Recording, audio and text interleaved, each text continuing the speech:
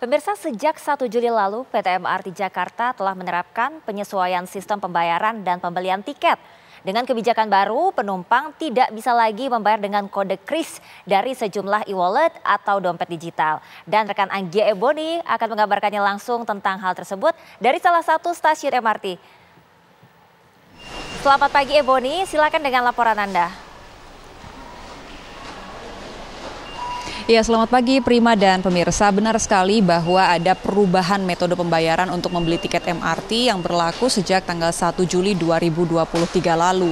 Jadi terhitung dari hari Sabtu lalu tanggal 1 Juli ada sejumlah dompet digital yang tidak bisa lagi digunakan untuk membayar pembelian tiket MRT. Sebenarnya alasannya sederhana, yakni karena sudah berakhirnya kontrak kerjasama antara pihak MRT dan pihak mitra penyedia dompet-dompet digital tersebut dan masih belum ada kesepakatan untuk melanjutkan kerjasama hingga sejauh ini. Tetapi pihak MRT di satu sisi juga menegaskan bahwa mereka tetap membuka diri untuk bekerja sama dengan sejumlah mitra dompet digital. Jadi tidak tertutup kemungkinan nantinya dompet-dompet digital yang cukup ternama tersebut bisa kembali digunakan untuk membeli tiket MRT.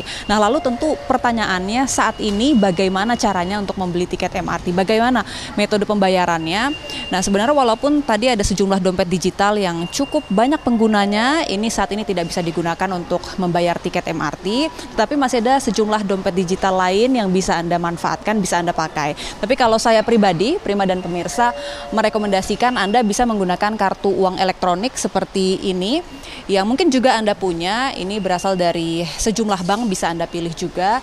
Ini bisa tetap digunakan untuk membayar ataupun membeli tiket MRT. Syaratnya juga masih sama dengan saldo minimal di kartu uang elektronik ini Rp14.000. Nah, kalau saldo Anda kurang, Anda juga bisa melakukan pengisian saldo di mesin-mesin yang tersedia di setiap stasiun, termasuk di tempat saya mengabarkan ini di stasiun Bundaran HI. Selain itu juga Anda bisa memanfaatkan kartu single trip atau kartu multi trip yang dijual langsung oleh pihak MRT dan ada loketnya ini di setiap stasiun. Sementara demikian Prima, kembali ke Anda di studio.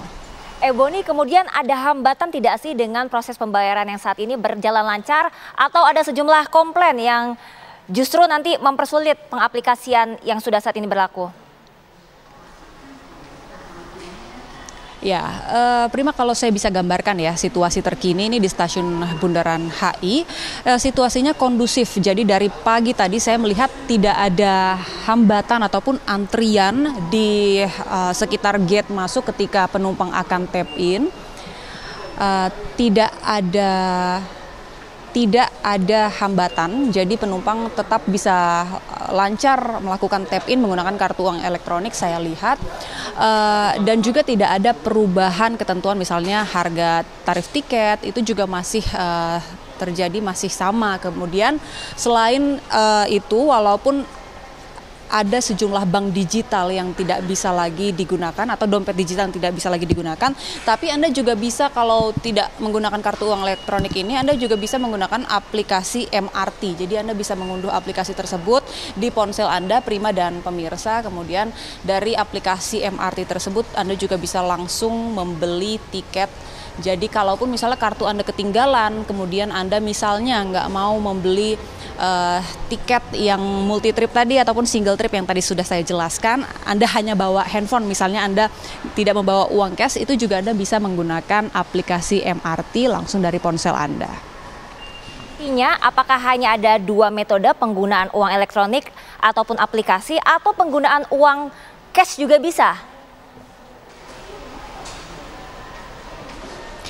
Ya, Prima, kalau untuk uang cash itu tidak bisa langsung digunakan untuk membeli tiket, tetapi harus terlebih dahulu Anda harus membeli tiket yang tadi sudah saya jelaskan ya. Pilihannya ada dua, ada multi trip dan juga single trip. Nah, tapi masing-masing tiket ini yang disediakan dari pihak MRT itu punya masing-masing syarat yang berbeda untuk minimal saldo dan juga masa berlakunya. Jadi kalau misalnya Anda berencana untuk naik MRT dalam waktu ke depan itu berkali-kali, bisa Anda gunakan multi trip tapi dengan saldo minimal 25.000. Tapi kalau sekali jalan saja minimal itu saldonya 6.000 atau itu sebagai harga tiketnya ya. Jadi belum termasuk dengan harga tarif nantinya. Gia Ebony, terima kasih atas informasi Anda. Langsung dari Stasiun MRT Jakarta.